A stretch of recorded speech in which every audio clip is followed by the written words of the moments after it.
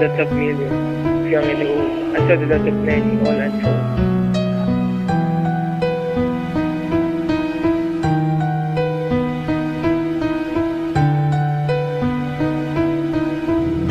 I saw the death of you, and yes, the death of me. I foresaw the death of everyone, especially me.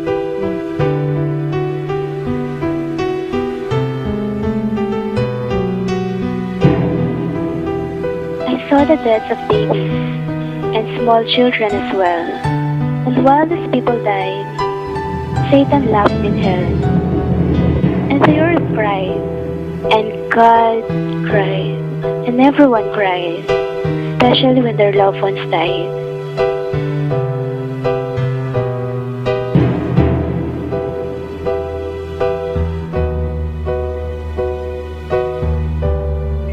Blood filled the streets, a bright crimson red, and all stared, their eyes sightless, dead.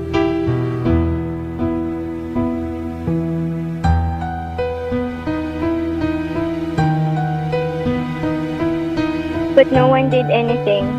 No, they did not. All they did was sit and cry and watch their loved ones rot. And finally, someone said to the rest,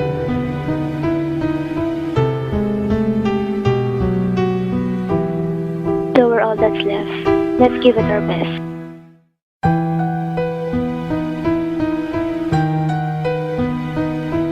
But no one listened, no one cared.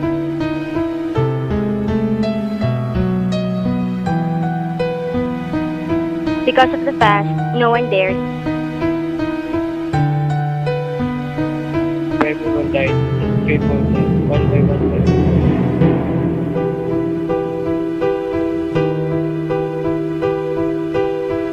until all of human creation came undone. In this story, listen to what I have to tell. If we don't save ourselves now, we condemn ourselves to hell.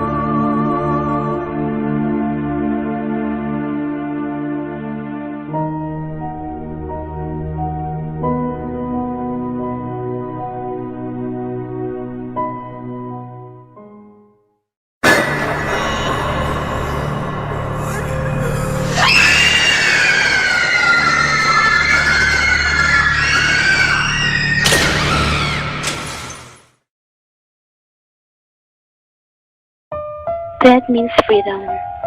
Love means pain. Which would you choose? That means rest peacefully. Love means restless motion. Which would be comfortable. That means life. Love means death to the heart. Which one would you want? That means everlasting happiness. Love means confusion. Which would be richer? That means rejoice with loved ones. Love means losing someone. Which would be better?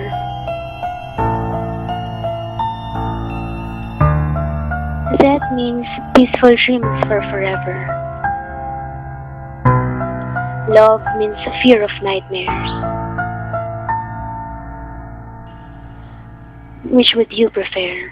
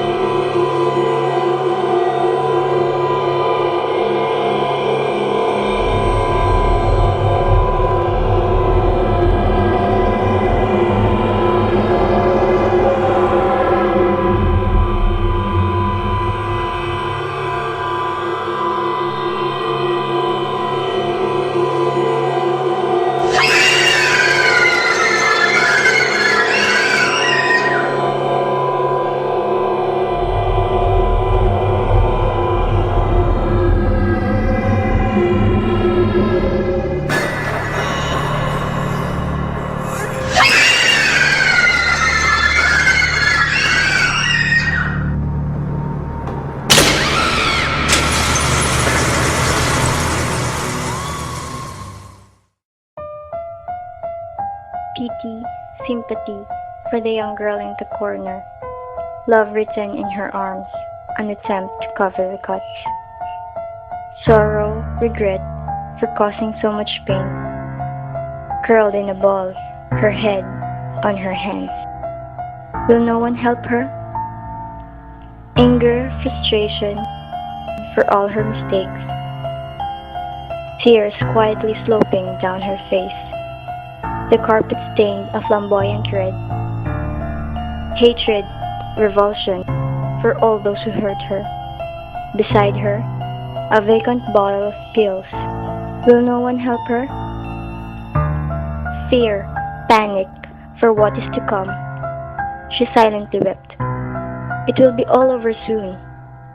Pain, grief, overshadowing her thoughts. She sat lifeless. No further pain. Why would no one help her?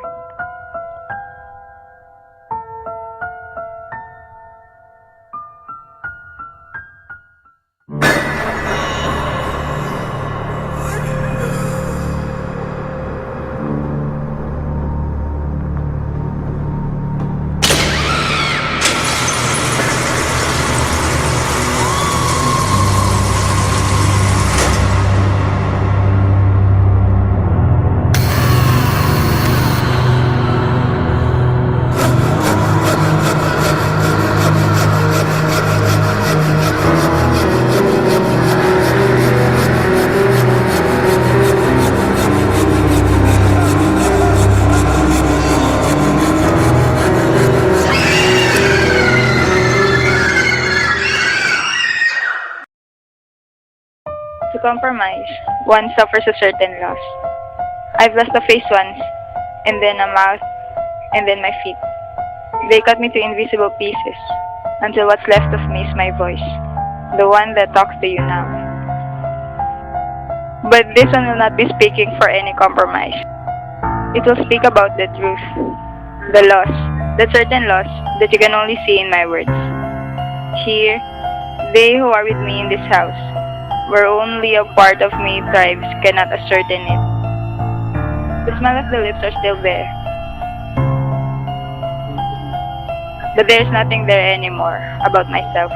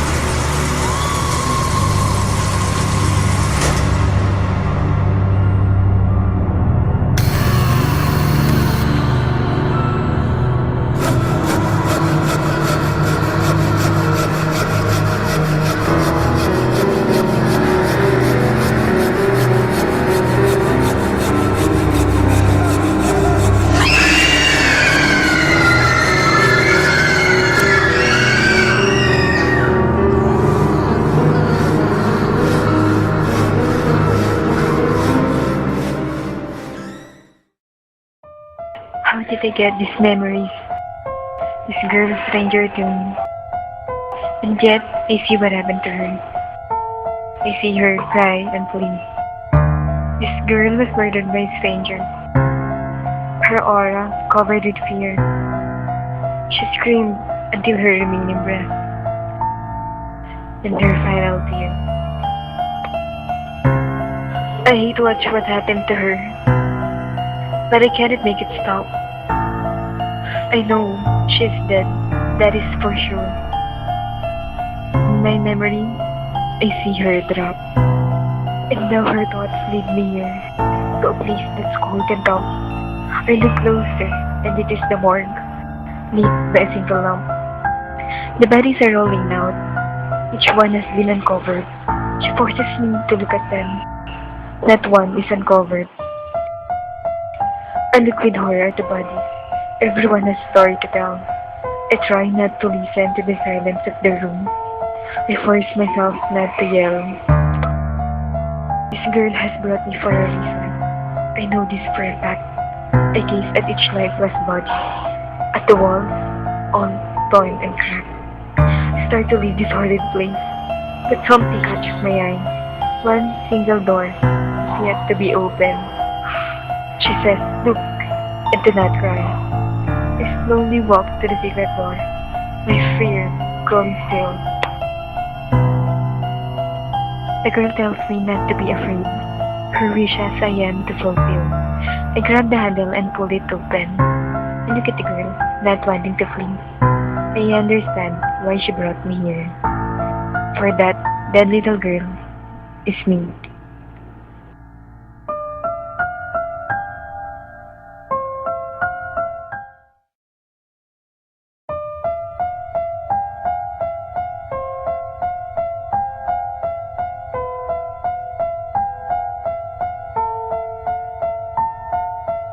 Do not love yourself because I love you.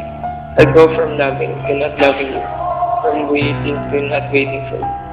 My heart moves from cold to fire.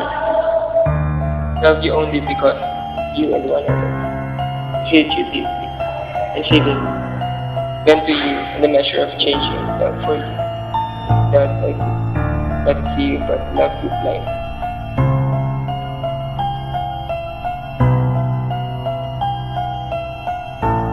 Mid-January, light will touch me. My heart with its cruel race, stealing my key through color.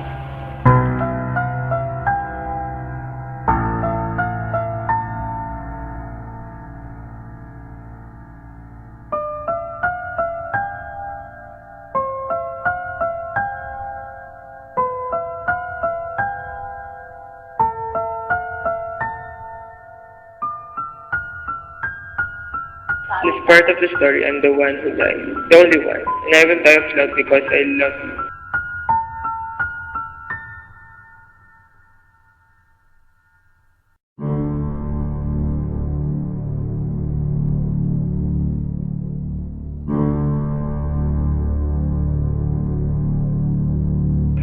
Because I love you. Love and fire and blood.